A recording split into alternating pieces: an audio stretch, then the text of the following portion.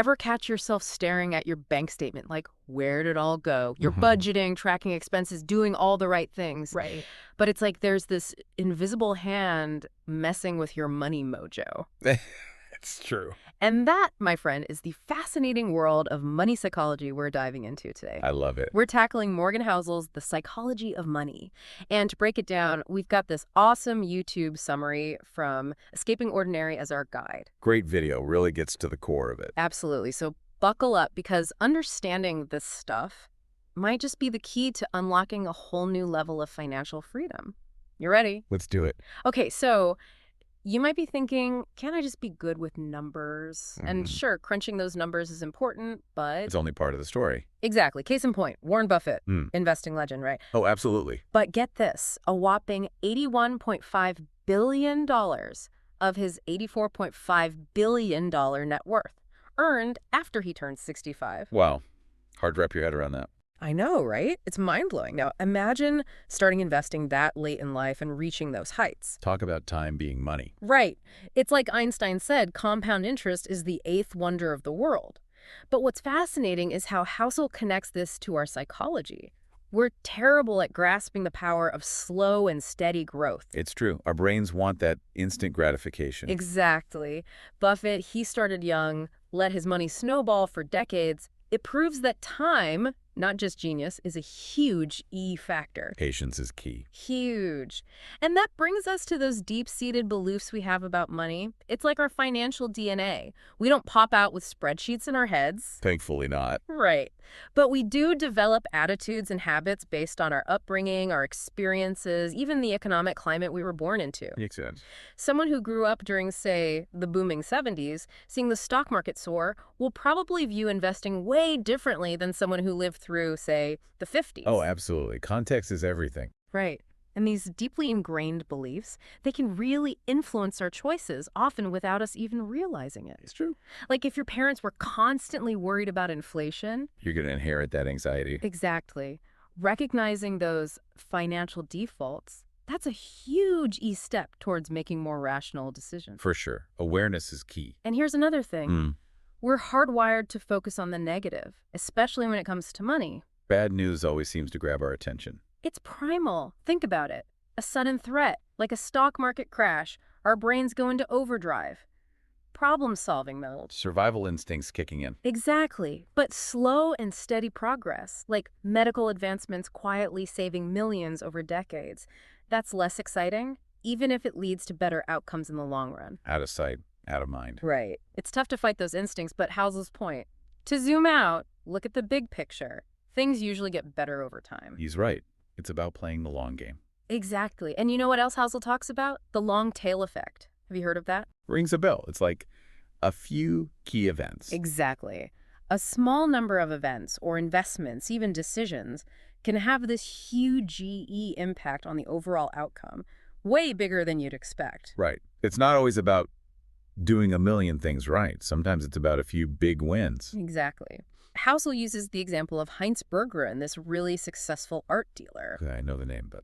So his strategy: buy a ton of art, knowing most of it might not be a gold mine, but a handful of Picassos. Ah, okay, now you're talking. Those Picassos are your long tail. Exactly. He's not always right, but those few home run successes, they make all the difference. It's like venture capitalists, right? Yes. They know most startups won't be the next Google. But the ones that are. More than make up for the losses. It's a whole different way of thinking about risk and reward. Totally. It's about being okay with some misses as long as you hit those home runs. Exactly.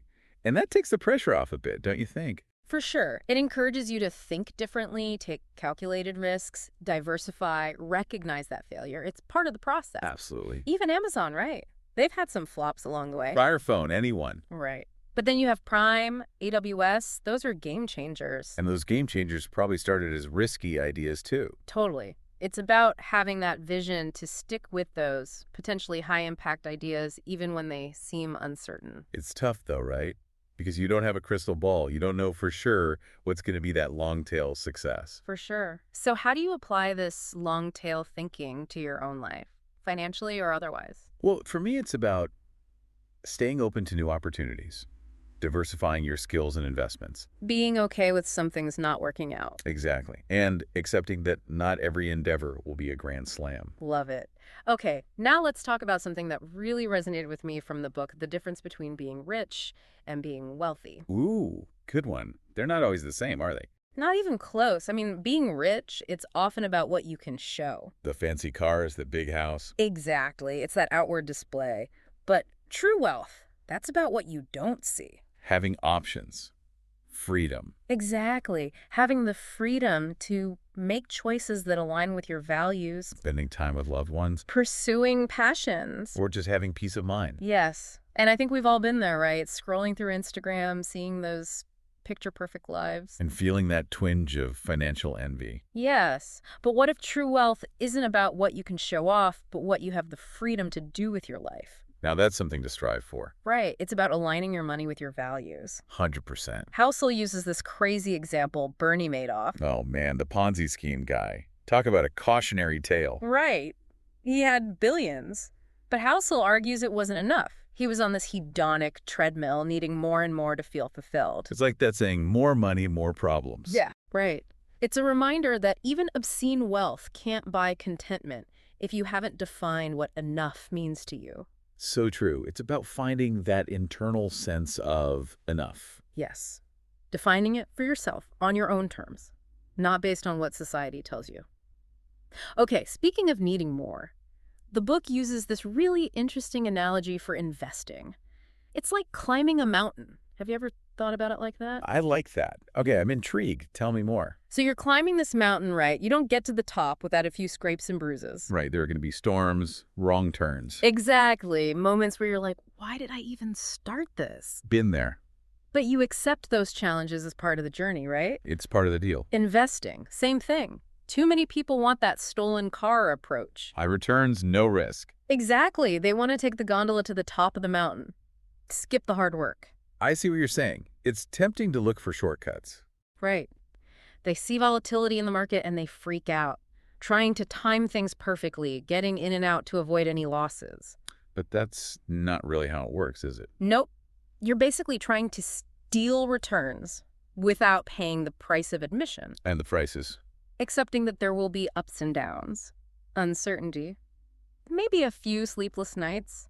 It's the price of playing the game, though. Exactly. But here's the thing. If you've chosen your mountain wisely, meaning You've done your research. diversified, Thinking long term. exactly, those ups and downs, they become part of the journey, not a reason to abandon it altogether. It's about changing your perspective. Yes. Viewing those dips in the market not as a punishment, but as... Part of the process. Exactly, like those mountain storms. You come out stronger on the other side. Love that analogy. Right. So those dips, they're just the price of admission for the incredible long-term gains. The view from the summit. Yes. That sense of accomplishment, that financial freedom, that's the reward for weathering those storms. Speaking of which, Housel talks about this thing called the hedonic treadmill. It's like you hit a financial goal, You feel good for a minute. and bam, you're already on to the next bigger thing. Oh, I know that feeling. It's like you never really Yeah, arrived. exactly. It's like we're wired to chase more, more, more, even when we have enough. It's that keeping up with the Joneses mentality. Yes. But the Joneses are often our own ever-increasing expectations. So true. It's like, whose race are we even running? Right. It makes you think of those lottery winners who end up broke. More money, but not necessarily more happiness. Because happiness isn't tied to a number. Oh, exactly. And that's the big takeaway here. True wealth isn't just about your bank account. It's about defining success on your own terms, not based on some external measure of enough. It's about aligning your money with your values. Yes. And figuring out what truly matters to you. Because there's always going to be someone with a bigger house, a fancier car. It's a recipe for misery if you're constantly comparing yourself to others. Totally. So where does that leave us? If we can't just rely on our bank accounts to feel content, what's the answer? What do you think? I think it comes back to those things that genuinely bring us joy and fulfillment. Those things money can't buy. Spending time with loved ones, pursuing passions, giving back to our communities. Those are the things that lead to a richer life. Couldn't agree more. It's about finding those sources of intrinsic motivation, those things that give you a sense of purpose and fulfillment that goes beyond material possession. Absolutely. So as we wrap up our deep dive into the psychology of money, remember, Money is a tool, a powerful one. For sure. But how effectively you use that tool depends on understanding your psychology, your biases, your beliefs about money. It's about getting your mind right so your money can follow. Well said. And on that note, here's a final thought for you to ponder as you navigate this fascinating world of money and how our minds relate to it.